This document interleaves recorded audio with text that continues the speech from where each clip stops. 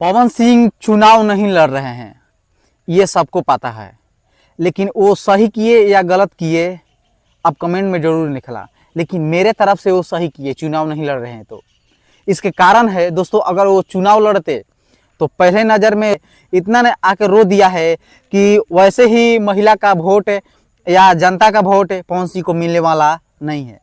क्योंकि अगर ज्योति ने रो दिया तो सबको लोग को लग रहा है कि यह दादा पवन सिंह कितना ज्योति पर जुर्म कर रहे हैं।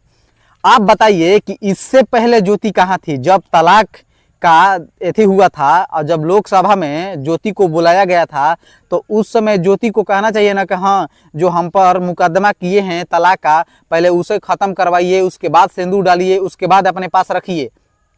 ज्योति सिंह इतना संघर्ष कर दी पवन सिंह के लिए, इतना गांव गांव जाकर गोड़ में छाला पड़वा ली और घूम घूम कर वोट मांग रही थी।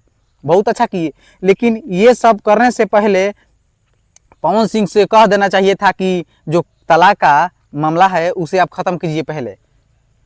तो इससे पहले आप क्यों उसके साथ गई? उनके बुलाने पर क्यों आई? जब इतना विवाद आपको पवन सिंह के साथ चल रहा था तो आपको क्यों जाना था लखनऊ?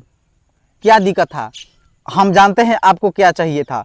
पवन सिंह चुनाव लड़े या ना लड़े इससे कोई दिक्कत नहीं है, लेकिन आपको चुनाव लड़ना ज़रूरी था।